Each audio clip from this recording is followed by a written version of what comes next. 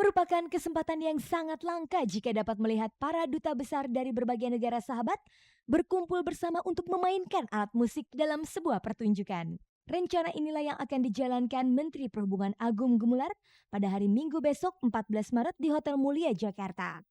Acara itu dimaksudkan untuk menggalang dana yang akan diperuntukkan bagi korban demam berdarah yang telah menjadi bencana nasional bagi kita. Malam tadi, cek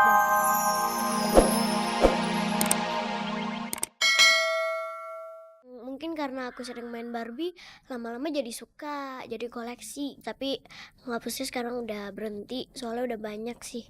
Sebagai anak yang tengah beranjak remaja, rupanya gadis kelahiran 22 November 12 tahun yang lalu ini mulai membutuhkan sarana untuk menumpahkan isi hatinya melalui tulisan dalam buku pribadinya. Ya nulis diary-nya juga gak terlalu rahasia-rahasia banget ya. Cuman kegiatannya apa aja yang harus dikerjain gitu ya. Ya organizer juga lah. Ternyata Tasya termasuk anak yang tidak bisa lepas dari mainan kesayangannya. Ada boneka kelinci berwarna kuning dan putih yang ia beri nama Rabbit. Bagaimana cerita Tasya tentang si Rabbit? Dulu aku punya boneka kelinci. Itu tuh namanya Rabbit. Setiap hari aku bawa keluar kota bawa. Tapi sekarang udah enggak sejak aku kelas 2 atau kelas 3 gitu. Jadinya udah gak ketergantungan lagi, sekarang tidur-tidur aja. Lama-lama aku udah bosen ya, kayak gitu terus ya, paling-paling lama-lama kan aku kadang-kadang pulang malam.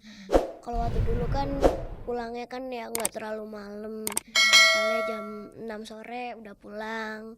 Kalau aku nyanyi kan jam 8 atau enggak lagi syuting kan jam 8 pulangnya. Jadinya udah gak sempet lagi ngurusin si Rabbit itu. Yang menarik bagi Tasya menempati kamar sendiri juga merupakan sarana untuk belajar hidup mandiri. Urusan membereskan ruang tidur hampir semua dilakukan Tasya. Soalnya kan Tasya dikasih tanggung jawab kamar ini, jadinya apa-apa juga harus Tasya, nggak sepenuhnya mama atau nggak sepenuhnya mbak atau nggak sepenuhnya siapa, tapi sebagian mereka, sebagian lagi Tasya. Jadinya Tasya jadi bisa mandiri, punya rasa tanggung jawab gitu.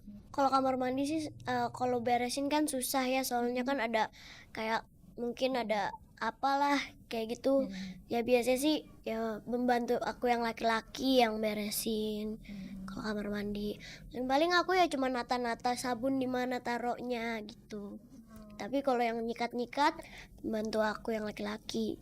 Lagi pula kalau nyikat-nyikat yang ada nggak bersih, tapi aku udah capek.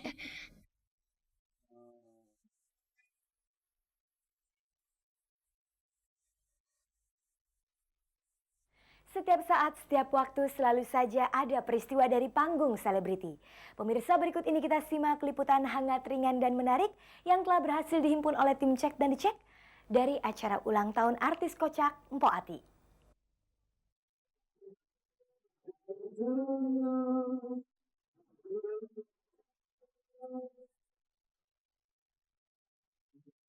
Setiap saat pasti saja ia latah.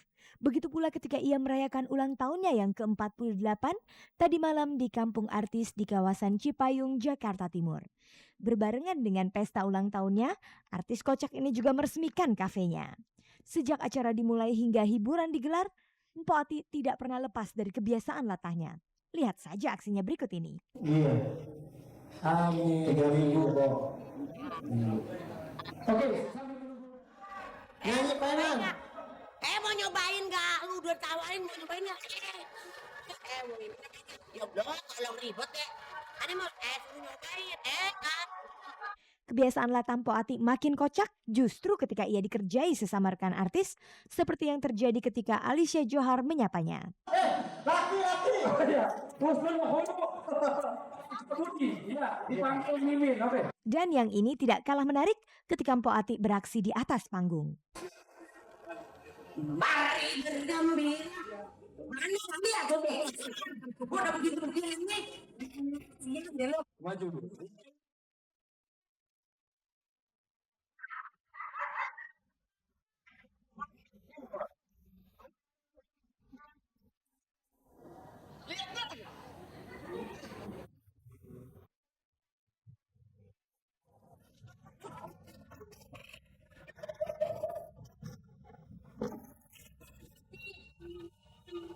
Lu lagi. Orang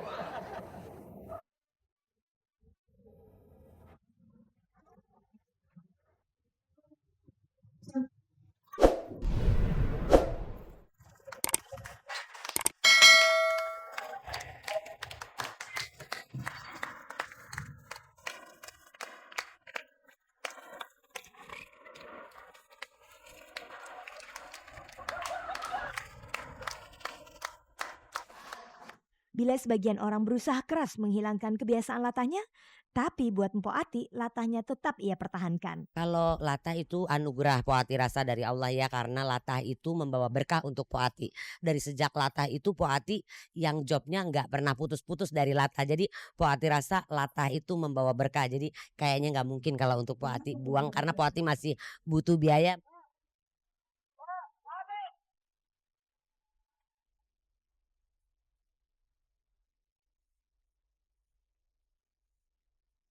Merupakan kesempatan yang sangat langka jika dapat melihat para duta besar dari berbagai negara sahabat berkumpul bersama untuk memainkan alat musik dalam sebuah pertunjukan. Rencana inilah yang akan dijalankan Menteri Perhubungan Agung Gumelar pada hari Minggu besok 14 Maret di Hotel Mulia, Jakarta. Acara itu dimaksudkan untuk menggalang dana yang akan diperuntukkan bagi korban demam berdarah yang telah menjadi bencana nasional bagi kita. Malam tadi, Cek dan Dicek diundang untuk menyaksikan gladi resik di rumah kediaman Agung di kawasan Panglima Polim, Jakarta Selatan. Berikut petikan wawancara kami dengannya. Sebenarnya, siapa yang punya ide untuk membuat acara unik ini? Idenya datangnya dari para duta besar, di antaranya dubes Amerika, dubes Pakistan, India, dubes Inggris, dubes Australia, dubes Chili, dubes Cina juga. Mereka begitu peduli lihat lingkungan ya, dengan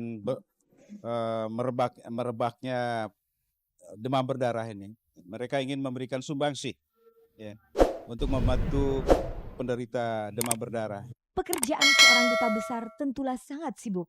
Lalu bagaimana cara mereka membagi waktu untuk mempersiapkan konser di mana mereka harus memainkan alat musiknya juga? Itulah ya, jadi dibantu oleh ibu-ibu ya, ibu-ibu lantas dengan cekatan membentuk panitia, dan panitia inilah yang bergerak.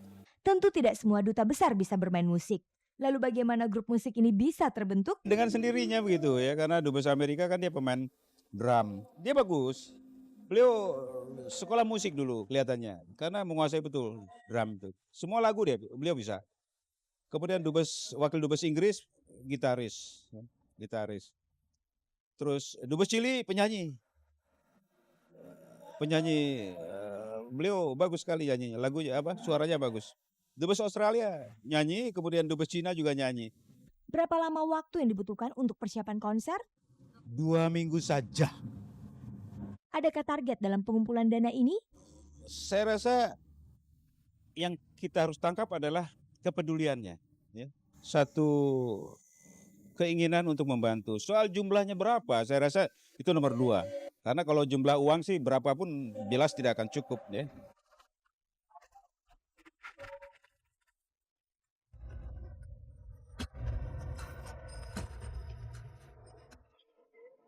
Bagi penyanyi Titi DJ, membawakan lagu hitsnya sendiri berjudul Sang Dewi dalam bahasa Mandarin merupakan pengalaman yang mengesankan. Itulah yang terjadi ketika ia tampil dalam pagelaran busana karya Oscar Lawalata yang bertajuk The Last Concubine. Acara yang menampilkan koleksi terbaru Oscar Couture ini dikemas dalam sebuah pertunjukan teatrikal dengan sentuhan kental budaya Cina. Tidak heran jika kemudian Titi DJ tampil dengan busana bergaya Cina ditambah lagu berbahasa Mandarin pula. Tentang penampilannya yang lain daripada biasanya itu, inilah penuturannya pada tim Cek dan Dicek. Ya diminta sama Oscar. Oscar bilang ikutan yuk show-nya dia Haute Couture. Terus saya tanya ngapain? Nyanyi apa? Sang Dewi. Tapi bahasa Cina katanya. Ya udah akhirnya rekaman lagu Sang Dewi bahasa Cina. Tadi deh show penjiwaan sih ya udah 1000 kali nyanyinya, jadi penjiwaan sih rasanya udah melekat gitu ya, walaupun kata per kata Cinanya saya nggak tahu, tapi kan saya tahu intisari ceritanya seperti apa.